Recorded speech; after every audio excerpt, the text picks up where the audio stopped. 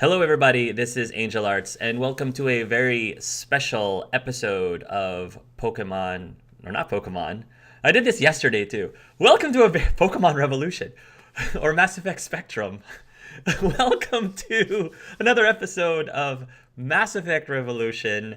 This is the crossover session with Pokemon Spectrum. If you have no idea what I'm talking about, traditionally in my campaigns, at least leading up to this one, we've had a very special, what we call crossover session, where somehow the characters from the current campaign end up in the world of the other previous campaign, and shenanigans, I'm sure, ensue. So for those of you who are wondering, this is session number 15, Blue is what I'm calling.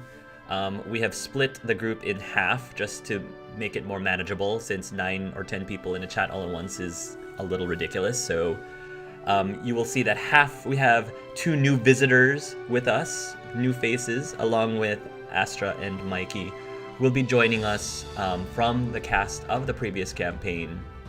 And if you guys have not seen Pokemon Spectrum, I'm just warning you that there may be a bunch of spoilers. Most likely are going to be a bunch of spoilers from that campaign in this session. So just be fairly warned. If you feel like you're sensitive to that, you should be able to skip this session completely. Or if you're not a big fan of crossover sessions, if you think this is kind of weird mixing Mass Effect and Pokemon together, totally understand. You can skip this and move on to session 16, and I'm sure you'll be able to figure out all the important stuff that happened that you might have missed and continue moving on. So, that being said, let us begin by introducing the characters. And by the way, because session 15 Red and Blue are happening simultaneously in parallel, of course you can watch either one in any order that you would like.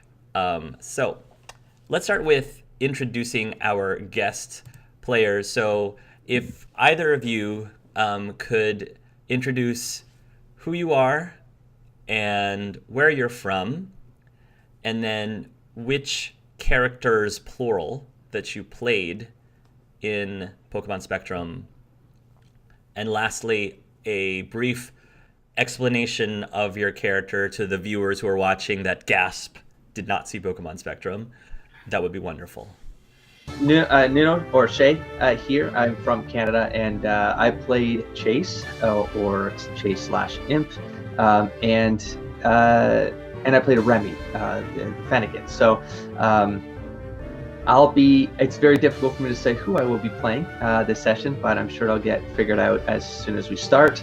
But to talk a little bit about Chase and who he was and what motivated him, he was a character who felt like he was on a mission, but he didn't know what that mission was. So right from the start, he was sort of on this path that he was letting kind of the universe define for him as he chased that meaning, that destiny. And so Chase was never his real name. It was just a persona that he created in order to kind of get through that confusion. He is obsessed with symbols and words and subtext of things around him, whether they're true or not. And that could be a good or a bad thing for everyone around him. He's pretty when he has an idea in his head, he kind of sticks to it, and he sort of just like puts his head down and pushes forward through it. So by the end of the Spectrum campaign, Chase did, and spoiler alert here, if Hark's warning was not enough, Chase had this ability to go intangible, and whether that actually happened or not isn't actually clarified in the epilogue, but from his perception, he went intangible, he fell through the earth. And then he ended up somewhere else. He ended up in a potential dream world that took him to a place called the Athenaeum, where a lot of books were around him. And for all intents and purposes, we're going to leave it at that. We're going to let the rest carry through into the game as I scramble to figure out how to explain what I don't know how to explain. So it'll be interesting, it'll be fun, and yeah, that's the update. So I'm Riz Grestar. You might know me from the channel Riz Reacts or Riz Grestar. fittingly enough, and I played Bullet, Molly's Crobat in Pokemon Spectrum, and more importantly, Cassandra Pine. Cassandra Pine is at this point a 29-year-old female human, fittingly enough. She has, short blonde hair reaching about her neck for the most part, green eyes, kind of brooding expression, typical Cassie. At the start of the campaign, she was younger, because that's how time works. But basically, what kind of got her started was her father died when she was pretty young, a young teenager. And it left her in a weird place in her life. And she continued to work with her mom at the Pokemart, but things just kind of weren't meeting the same way they did, with her father in her life and his income and everything. And so she briefly joined Team Rocket. Ended up not being a good fit for her for obvious reasons. And so after a bit of a falling out with her mother, she ended up going, her separate way. She was trying to kind of bring her life back together, find her purpose and all of that. And that's when the events of Spectrum really began. And she fell in with this group of very strange individuals. And they went on their own little journey. She was always a bit of a lone wolf, keeping a lot of things to herself, believing, for the most part correctly, that she knew better. And especially after the way that things ended off, she continued to go out on her own, with a few close acquaintances in mind. Since then, she devoted herself, at the end of the campaign, she was left really broken. For quite a bit, and then she decided basically to throw her entire being at kind of, I guess, making the most of whatever the world had to offer, trying her best to make it all work out. And so she created a number of things, and she tried to work herself into a position of high power and authority where she could help to control the fate of the world. So she is now a member of the Elite Four and has been for the past 7 or 8 years, I believe.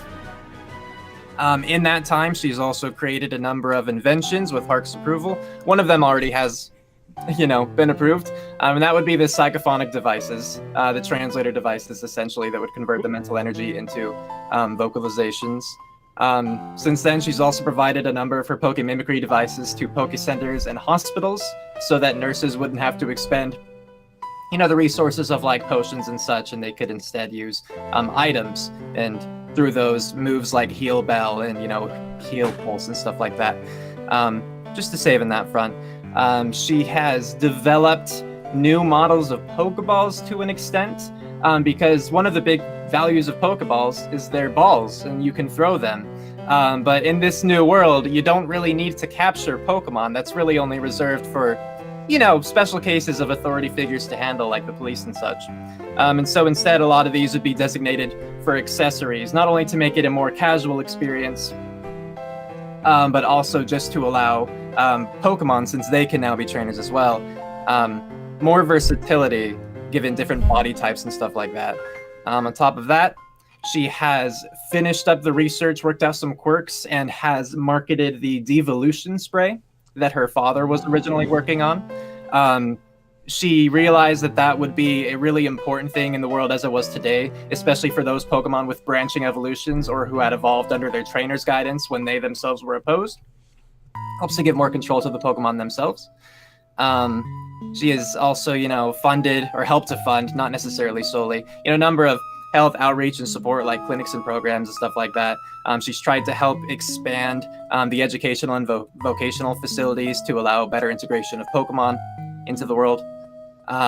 She has worked on a minimization device with basis being, the move minimize that some Pokemon can learn, and just the Pokeball's technology that allows it to expand and retract, so that larger Pokemon can have a chance to actually be involved in a household, for instance.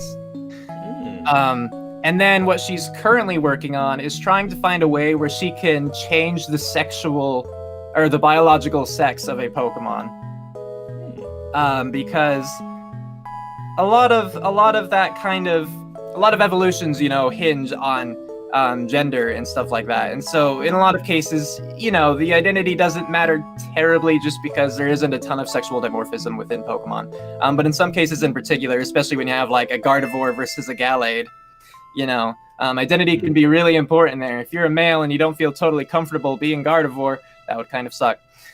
So that's currently what she's been doing, just on top of her Elite Four duties, going out and making sure the world is not falling apart. She's continuing to do her sciencey stuff.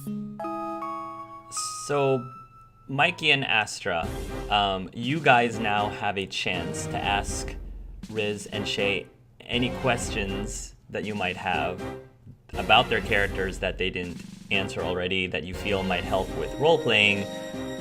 And again, Shay will answer whatever he thinks he can answer to the best of his ability. So, from last season, what happened with the tablets? Like, Yeah. yeah, The Arceus plates, that's a great question. Yeah. What's going on with the Arceus plates? Last thing anyone knew, Cassie had them.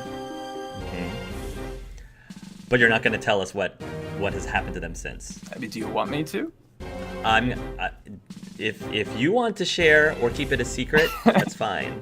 I mean, it's not like you guys are gonna breach that knowledge barrier. Cassie's holding on to them. So, Do you know, may I ask where you envision Cassie is storing them? on her person. Oh, interesting. She doesn't let them Oh. leave her sight, essentially. Interesting. Okay. She doesn't trust anyone with them more than herself. Has she used them in any way? I since believe last- so, yeah. You believe so? Mhm. Okay. All right.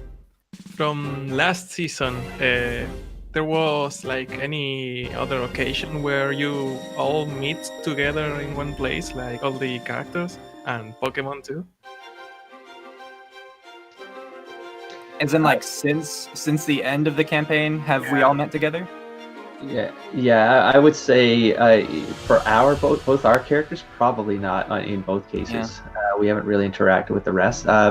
Molly has created a group that I'm sure will be talked about in the Red episode, the Dreamcatchers, where a lot of the NPCs and PCs of that campaign have joined together to sort of form a group that kind of patrols and whatnot. And so within themselves, both Pokemons and humans, they interact and still stay in touch. So. Yeah, like, yeah. Fern is allowed to go and hang out with them whenever they want. Fern's her own person, you know. So Cassie doesn't hold her to any sort of obligation. So sometimes she's there to help with Elite Four stuff, and oftentimes not. Cassie herself, she doesn't really respond to any sorts of, you know, them reaching out to her. She's responded a couple times quite minimally to Molly. And over time, once the Dreamcatchers like built up a little bit more and became more of a prominent factor in the world, Cassie insisted upon meeting with Molly to, you know, for business purposes, just again taking her role seriously of making sure that, well, she doesn't exactly trust them with the fate of the world at this point, and so she wants to make sure that they're not doing, you know, their own thing without any sort of leash, you know. So she just checks in now and then and makes sure that everything is going all right by her standards. Make sure everything's kosher. Exactly, yeah. And I talked to Roma about that, and she agreed that Molly would be down for that if it were just Cassie meeting with her.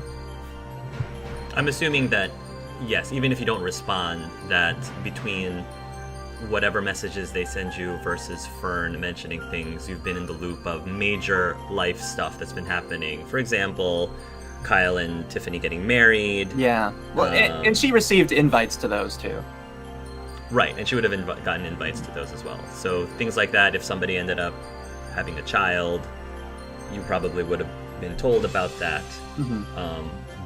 Bullet's children, as you know, have been numerous, so I'm sure you would have been notified of that and gotten like many invites to baby showers and stuff. So anyway, I Bullet have and Inky, best OTP. Bullet and Inky.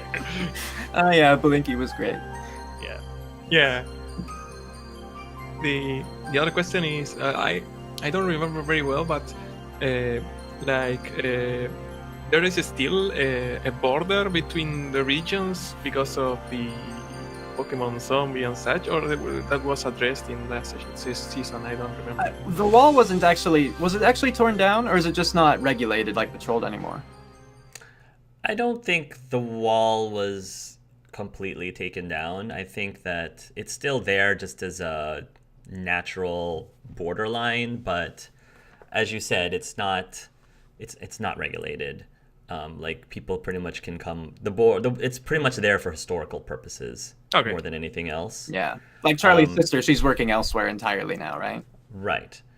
And just to give people an explanation of the state of this world, especially for viewers who are watching that have not seen Spectrum. So the idea behind Spectrum was I was trying to create a universe where what would, as much as possible, what would the real world be like if it had Pokemon in it. And at the end of the campaign, the state that the world is in is such that all of the Pokemon and humans treat each other as equals. So there has never, as far as you guys know, ever been a case where somebody thought that one was necessarily like superior to the other. They're all like equal as species, as different races. That does not mean that there isn't conflict. That doesn't mean that there can't be wars or anything, because their conflicts can still arise for any other reason that has nothing to do with believing that Pokemon and humans are equal. So it's peaceful times, but don't think that it's like what do you call that? I'm sorry? Quiet times. It's peaceful, but it's not quiet. Like it's not a utopia. Right. It's not a utopia by any stretch of the imagination. But the type of racism that was prevalent in the campaign is non-existent at the moment. Oh, okay. So Yeah, That's so great. does like that make sense? everyone's a vegetarian and stuff. Correct. Yeah. Everyone's a vegetarian. That's a major part. Which is Nobody like eats- totally weird for all the like little bell sprouts and stuff. Vegan, not vegetarian. That's the plant. There is no more All the flavor. plant Pokemon. There are plants like that are not sentient, Right. so to speak. So you can you can consume like pokeberries or things like that nature. Tofu is a thing that you can eat, obviously. Stuff like that. There is like synthesized food, like made in laboratories and such. Yeah, I'm sure that over the last 8 years, people have been able to come up with new advances in the food department to be able to mimic the taste of meat for those who still miss meat, so that they're able to create food sources that are as close to meat as possible without it actually being real meat, if that makes sense. And only one question more, and we can move on. So last season there was an instance where the Pokemon went inside the PC, and they found that there was like a part of the PC where there were a bunch of like bug Pokemons, like The glitch how is it Oh, called? Pokemon, I bugged. assume. The Bugged glitch. Pokemon.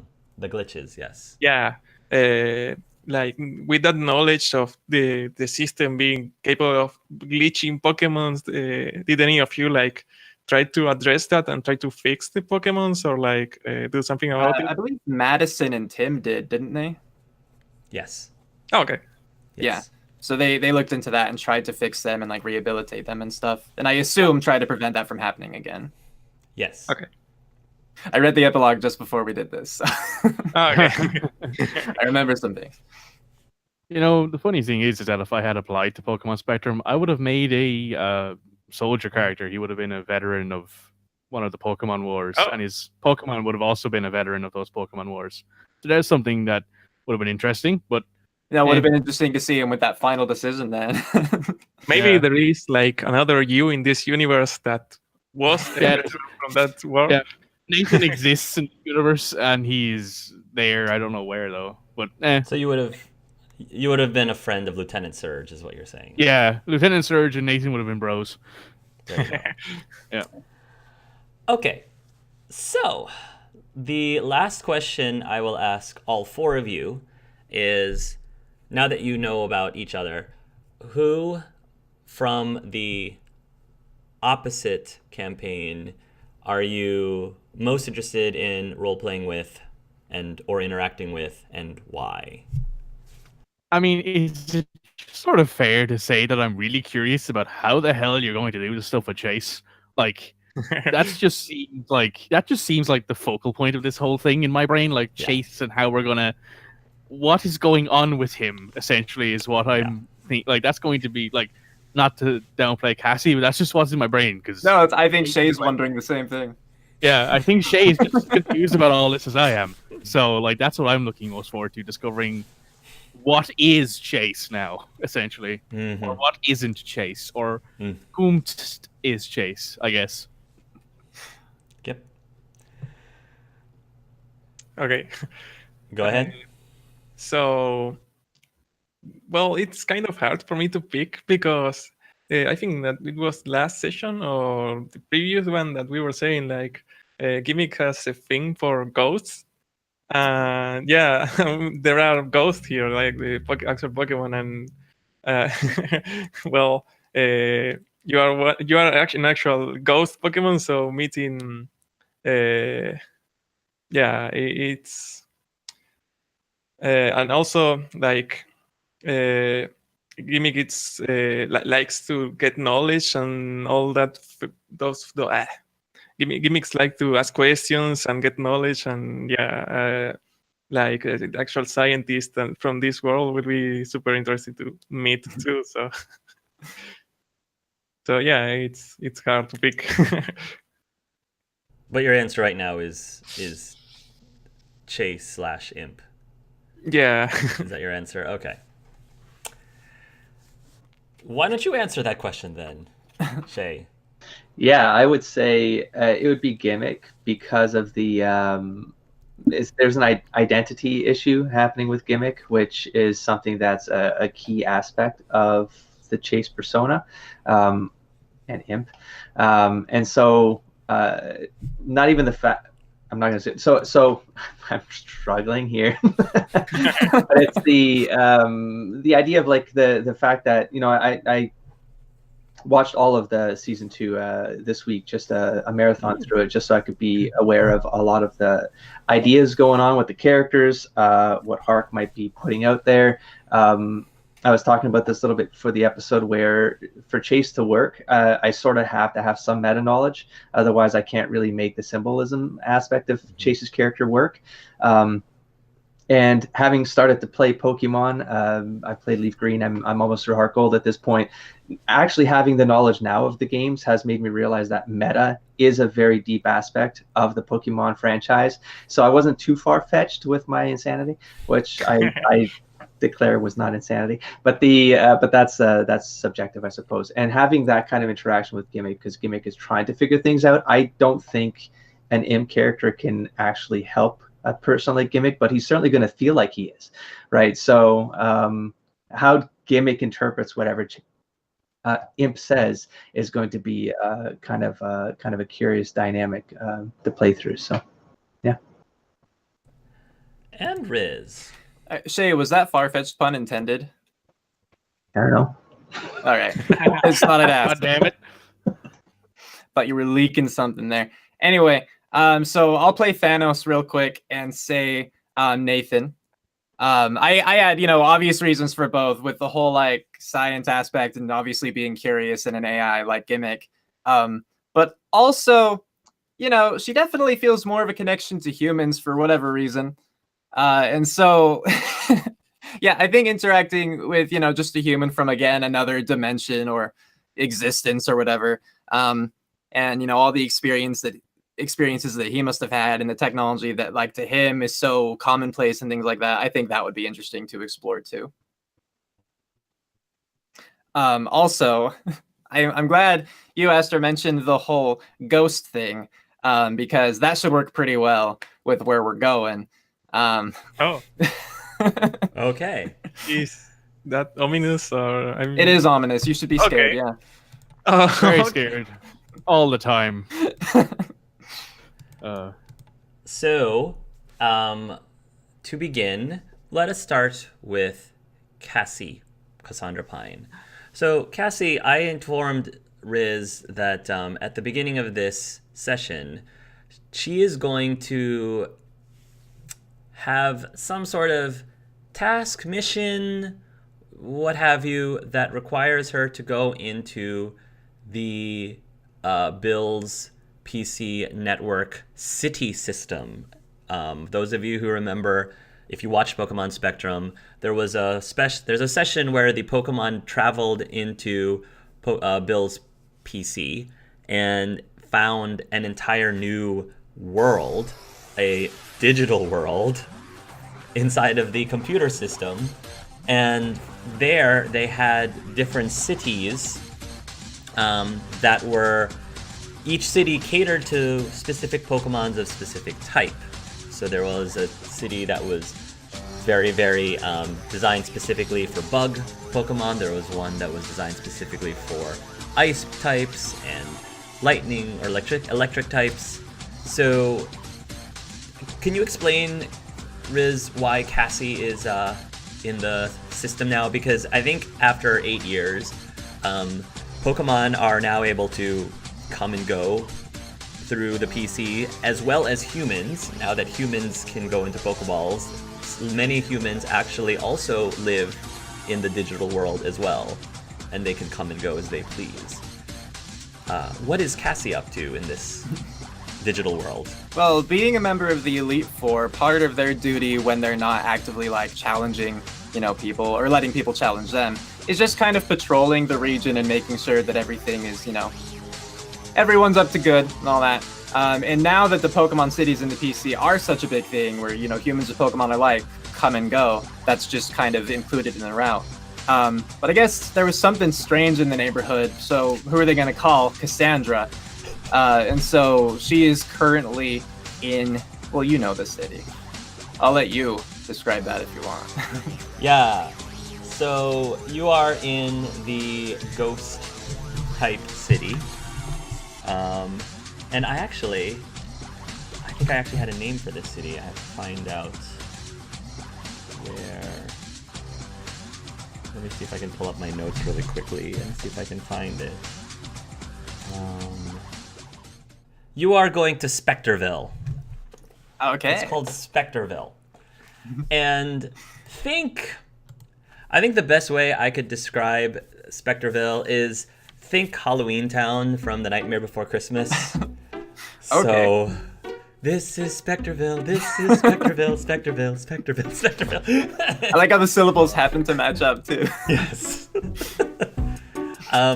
So yeah, it's not supposed to be like, it's supposed to be like Pokemon whimsically spooky as opposed to like horror, like sheer terror.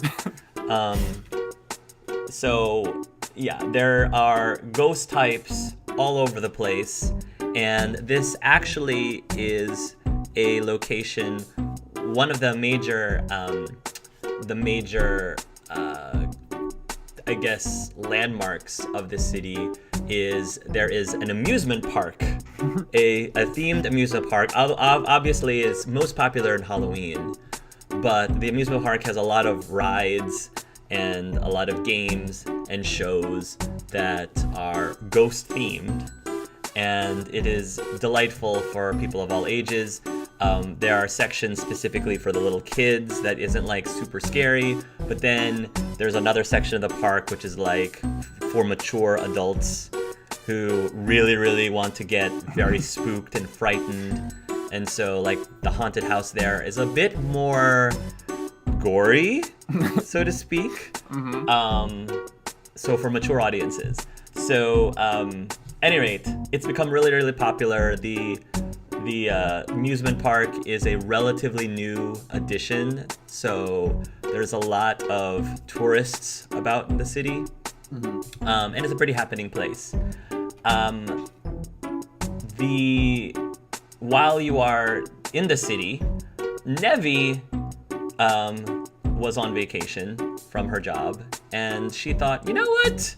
I always wanted to check out that amusement park in Spectreville, and she kind of asked Cassie if she could just tag along, and she promised that she's not going to get in the way of your.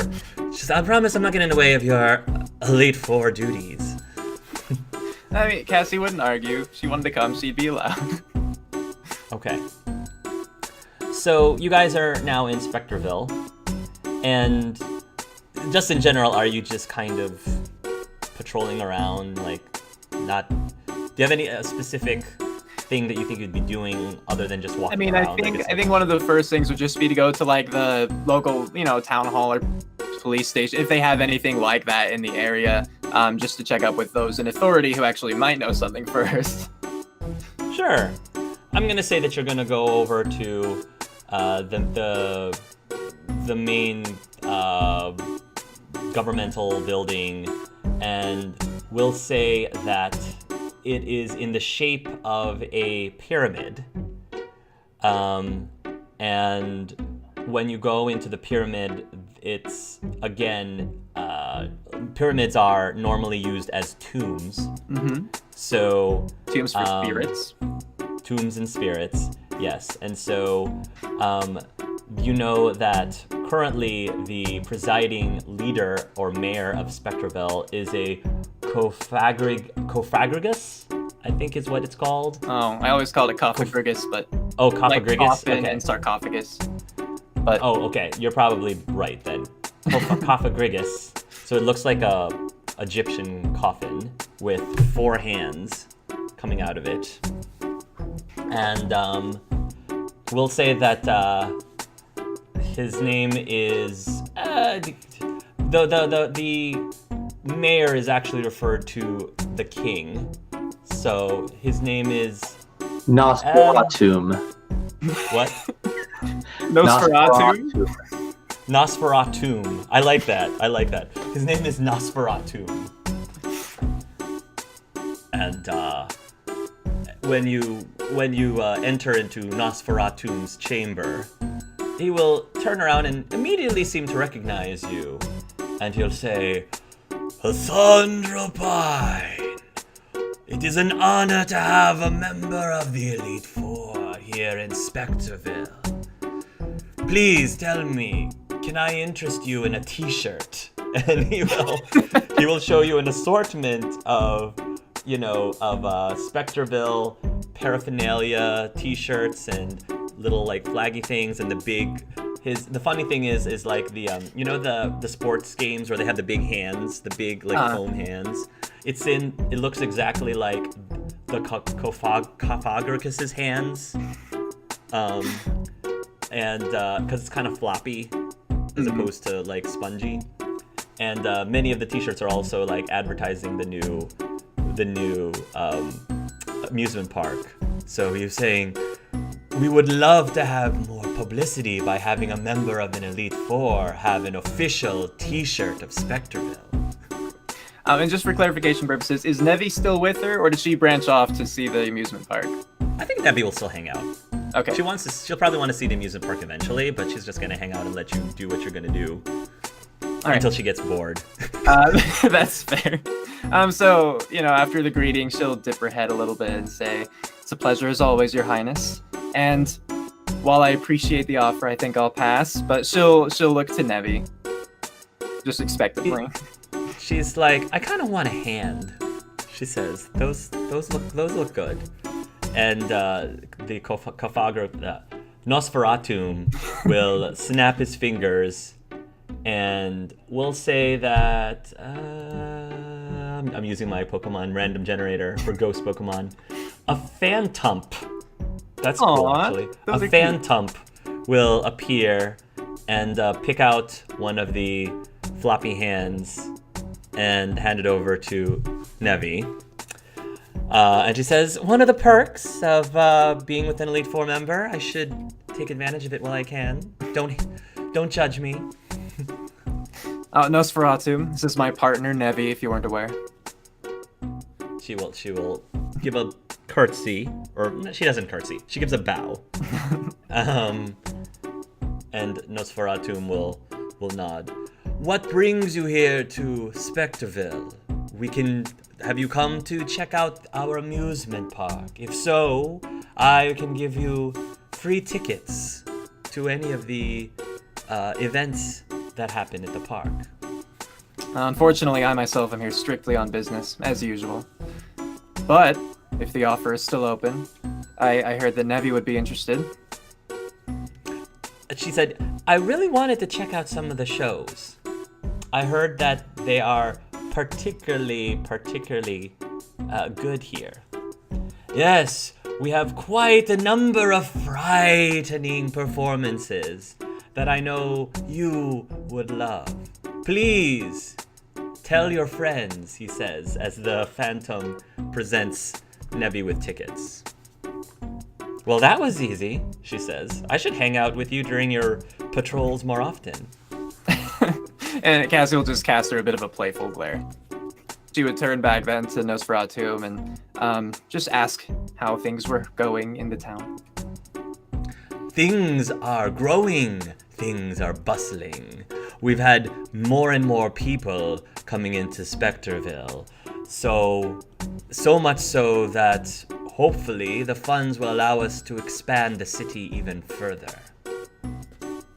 So nothing then that we should be aware of? Nothing we could help you with in any way?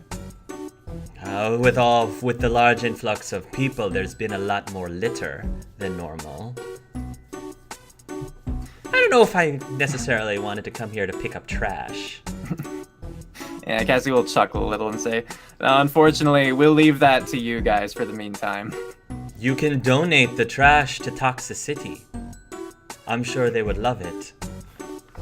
You know, not a bad idea all in all. Perhaps you two could arrange something. Well, let us know if there is anything that I can do to aid you in your business. Of course, I will. Well, thank you for your time. And as you leave, all of the other ghost Pokemon in the tomb will give you a salute respectfully. And you will continue wandering around. Now, while you are, again, just patrolling, just, taking a look at the things that are going on in the city, you notice a very peculiar sight just outside on, we'll say the western edge of the city of Spectreville. You notice a big mass of... You're too far away to see what it is, but it's like a swarm of a whole bunch of black Pokemon.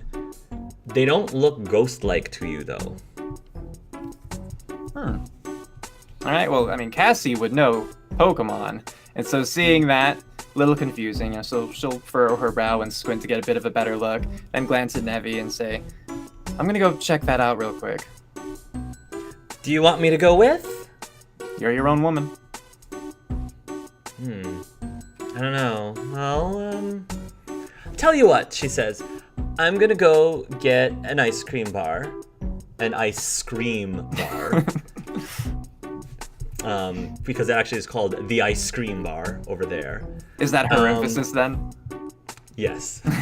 And she says, and I'll catch up with you. Do you want anything? I'm good. So she'll turn and start walking away with a little in farewell. All right. So she's gonna go off, and you're gonna go closer to the swarm of Pokemon. Go ahead and roll me a perception, please. Sure thing.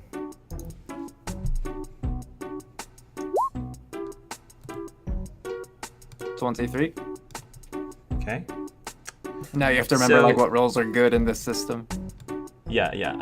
23 is good. So, it is a swarm of unknown. Oh. A massive unknown. And with a 23, it is a swarm of a very specific shape of unknown, because unknown come in many, many different shapes. And it is... They're all question marks. Right. They're actually not all question marks. Some of them are exclamation points. So it's the unknown that is, I guess, can be roughly interpreted as an unknown that's in the shape of the sea. Okay. It's a sea unknown. I don't know if you pull out your Pokedex to get more information, but... could I make a Pokemon education roll for it? Yeah, make a Pokemon education roll for it. 23. 23? Yeah, alright. So, so normally when you see unknown, unknowns are actually very rare to find, but they tend to be more diverse when you see them in groups like this. So the fact that they are all the same shape seems a little strange to you, because what are the chances that a whole bunch of unknowns that are the exact same shape together? It's normally that doesn't happen. So there is something peculiar about that. What do you do? I know it's a mass, so it's a bit tangled, but is there a general aura among the group? Or is that I'm going to say yes. Okay, what could she gather from that? And I can also roll an intuition afterward if I need more info. Yeah. Yeah, so the aura that you get is... There's definitely something within the swarm of unknown that is giving a very odd pulse of aura energy. So not the unknown themselves, but within their swarm. Within, Okay. almost like they're shrouding or covering Gotcha. something or hiding something. Okay, then I guess lastly, I'm gonna roll an intuition, trying to see kind of like if they're hostile, if they're curious, like that sort of. Yeah, roll an intuition. 27. You don't believe they are hostile. You believe that they are... You believe that they are hiding something, though. You don't think it's anything malicious, but for whatever reason, they're hiding something. Okay. So she'll just walk up to the group and, give that little whistle that I can't do and just call out, "Excuse me, could you part for a moment?" The, roll a... Command? Whatever. Command. Yeah, roll a command. 24. Oh, nice. Okay. The swarm slows down their swirling. They don't completely stop. And they eventually briefly pause. They're still covering whatever it is they're covering. And then after about a moment, they slowly disperse. And when they slowly disperse, underneath them is a Yamask. A Yamask. Does that mean someone just died?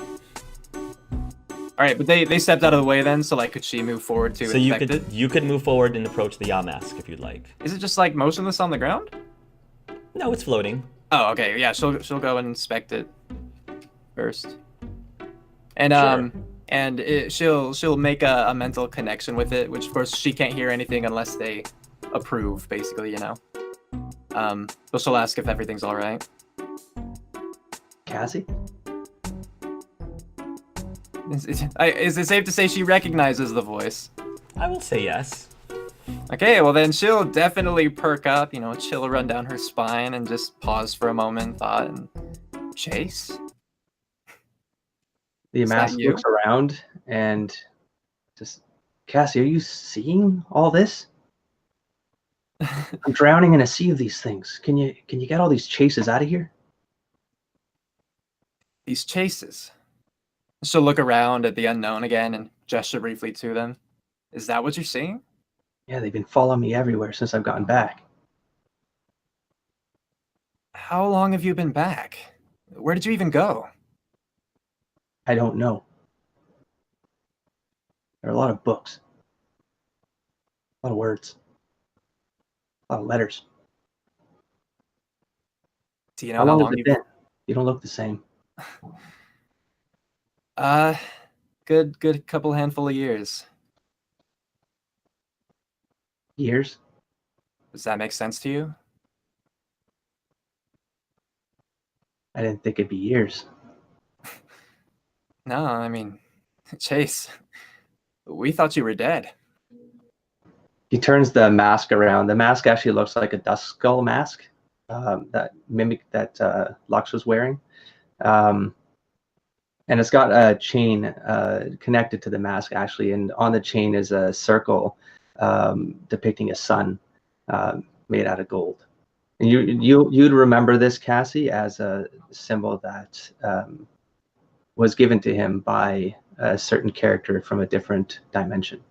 Mm. One thing that Cassie starts to remember it was on the back of her head because the Yamask said, "Can you get all these chases out of the way?" You know, so you just remembered something because there was a report that was taken back when the tombs of the unknown, or the layers of the unknown, was first discovered, called the Unknown Report. This is actually in the video game. And so you have your device or Poke device or whatever you use, and you just remembered something from that report. And so I just sent you a link to Bulbapedia. If you follow that link and scroll down to where you see page 2 and page 3, look at what letter C is on page 2 of that image. Do you see what I'm talking about? Oh, that's cool. You see that? Yeah. I didn't know that. That's neat. What are the odds? Indeed. Random chance, right? Yes, random, completely random chance. What a coincidence. Okay. So she'll look around at the unknowns for a moment and, like, slowly nod as it starts coming back to her, and then with a bit of a weak chuckle, she'll glance at the ground a moment, then back at the mask and say, "Well, I guess maybe we weren't so wrong about you being dead after all. But hey, look at you. You're looking great." I'm not feeling the same. No, I wouldn't imagine so. I don't know how I came back like this. I'm not entirely sure what I'm supposed to be. I think I found something, though. I found that there are answers out there. Right, I'm sure. And she's gonna look toward the unknown again and raise her voice a bit. Say, "I'll be taking this one with me. Thank you." The unknown turned towards the Yamask as if ask the Yamask if they should part ways with you or not. Imp will turn around and he's a little bit confused as to just why he's even here. He doesn't. He nods his head. He nods his head, and he says, "Thank you." The unknowns will then start to swirl around like a tiny, almost like helix, basically, and then they will fly off away in some random direction into the sunset. As Chase watches the helix form, he'll turn to Cassie, and he'll point at the Lux's old mask, and he's engraved a spiral into the top of the skull mask. And he looks back at Cassie and he's like, "Cassie, the spiral. Do you see?" I see it. But What do you- tell me. Oh, Who is Alan? sorry? Alan? I can't say that I necessarily know an Alan. Not any that jump to mind of significance, at least. Do twin spirals mean anything to you? When you look towards the direction of the unknown, they are the helix light. Like I said, is sort of like it's a a dual. double helix, right? Like It's a DNA. double helix. Yeah, it's a double helix when it goes away. Yeah, and Almost like, yeah. she'd remark that, to her, a double helix, what first comes to mind is DNA, but doesn't seem to be making any connection to an Alan so far. Is human splicing still happening? People messing around with the X and Y gene? Now that one's a bit complicated. Do you know who you are? No. And yes. Things aren't any clearer. They're clear that they're unclear. Not even after you said goodbye to all those other chases. They went somewhere. Back to a dream, back to a machine, back to another plane. You're really messed up right now, aren't you? It's alright, we could work things out. Do you know where you are? He looks around. Am I in the dream world? No, this is the PC. Remember we sent our Pokemon here once? We did. This is where they all come. And he tries to look in the distance. Is Spectre City within eyesight? Within. Yeah, you're in the edge Okay. of it. He'll turn around and Spectre City will come into his sight line and he'll say, yes, I see now, the collective. The collective. Yeah, the ghosts and the machine. Fair enough. Yes, this is just one of many of the cities that inhabit the PC. Is this where I belong now? Well, I mean, I think that would be up for you to decide. Given what you are at this point, I would imagine that you'd be accepted if this is where you wanted to live out the rest of your life. But of course, at this point, humans and Pokemon are free to come and go as they please, so you wouldn't necessarily have to be rooted here. Imp will start floating around Cassie as she's speaking. He's floating around her and looking at her up and down and trying to figure out. He'll run like one of his hands along your back and your hair and Kathy, how are you here? Gonna have to be more specific than that. Have you become like one of us? What, dead or digitized? See, it's a complicated thing. You know how Pokemon can be converted into energy stored in balls, right? I believe I asked you once if you could put me in one when I was, well, the other person. And turns out you can with a few tweaks to the Pokeball mechanics themselves. Well, similarly, Pokemon and humans, it turns out, can be converted into data and uploaded into the PC. So we are the same. In a manner of speaking, I suppose we are. Was a Pokemon that became a human. Human became a Pokemon. Honestly, at this point in life, I'm not sure that humans were ever that far from Pokemon to begin with. All of us trying to find out who we are. While you are having this conversation, the timing of this is, I'm going to be very specific about it. So, Cassie just said several sentences ago said the word rooted. Necessarily have to be rooted here.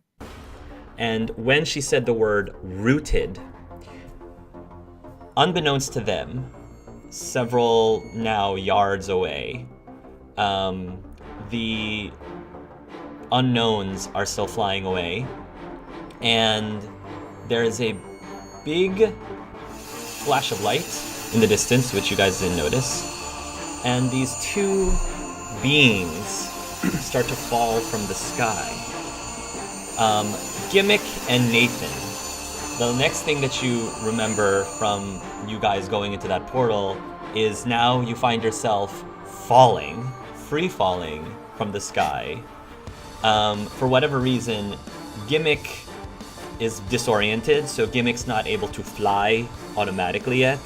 So you and Nathan are disoriented falling, and you fall right into this double helix, this binary helix, so to speak. And the helix you kind of get caught in this dual helix of unknowns, and they kind of catch you, and then they move sort of boomerang back towards the direction of Cassie and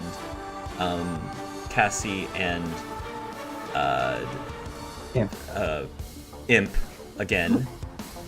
And right when you get to this point in your conversation is when the unknowns return back, fly overhead, and then they deposit Gimmick and Nathan as they continue to fly away, as the unknown continue to fly away. So at least Nathan lands with a thump on his chiseled buttocks.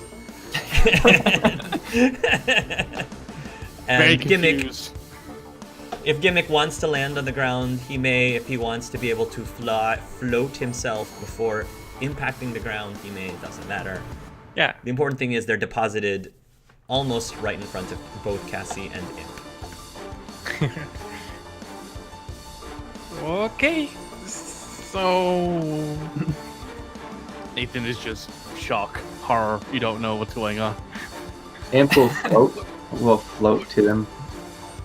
Go ahead. where is Dia and Vito? He's staring at the yamp. Oh, Imp will start floating around them again. He'll start inspecting what's going on, and then he'll look at Cassie's. Is this how Pokemon and their masters download the PC? They just Cassie- call them? Isn't there a safer way? Cassie would have looked at Nathan for a few moments, and then to Gimmick, and then her brow furrowed a little, and then back to Nathan. And, you know, when Chase starts talking, she'll just hold up a finger to him, still focused on Nathan, and say, "Who are you?" Where the fuck are we? I think is a very important question here. I'm Nathan. Hi. Nice to meet you. And your friend? He I'm can Gimmick. introduce him. Yeah. So when Gimmick starts talking, and Nathan actually hears this as well, when Gimmick starts talking, the rest of you all, including Nathan, hear, "Gimmick, gimmick, gimmick, gimmick, gimmick, gimmick." Gimmick, gimmick, gimmick. And Nathan just very slowly turns to Gimmick and is like, "Could you like quit with the jokes, Gimmick, please?" gimmick. He He like Eyebrow. raises his hands to his head. Her He's brow like, furrows a little further, and she'll you know hold out her arm and just do that, and a little scan will pass over Gimmick. Yeah. So I was also going to say that when Gimmick was just now saying gimmick, gimmick, gimmick, gimmick, Nathan, this has never happened to him before. yeah. But this big anime sweat drop like comes down from the side of his face. Never happened, but this big anime sweat drop is there, and then You just see Nathan very slowly like put his head into his hands and he's like, "What in the what is happening? Where am I?" you're going to scan the Gimmick, yeah, essentially Pokedex, you know. right, with a Pokedex, because it definitely looks like a Pokemon, but it Certainly sounds like a Pokemon. definitely sounds like a Pokemon, but it doesn't look like any Pokemon that you've ever heard of. And the Dexter, or whatever the voice of the Pokedex, actually, is your Pokedex have the voice of Dexter, or would you have like a custom voice, like, I don't know, the voice of Angela Lansbury or something? Like, what would the voice? What would your Pokedex's voice? I mean, be? I was honestly picturing just visual inputs, but I don't want to take away your fun, so Okay. we could have a voice. If you want to surprise me, go for it. Okay. It's Chase's voice. It's Chase. Either way, though, it'll be like directed. It'll be one of those things, you know, where the sound isn't exactly audible, but it functions based upon the vibrations in your skull. Yeah, we'll do it. We'll do So people wouldn't be able to hear. a simple. We'll just say it's a simple like female voice with an English accent or a British accent or something, and it'll say, "Pokemon unknown, type ghost electric." So she'll look back to Nathan and then nod toward Gimmick and say, "Did you build him?" No, I did not. I'm not. That's. Hold the fuck up. Hold time out. Time out. Where the hell am I? Where the hell are we? What the fuck is this place? Why the hell is there Yes. like a thing with a mask floating around me? What the hell is happening? What does Nathan hear when Imp speaks? Does he just hear your mask? Your mask, your mask.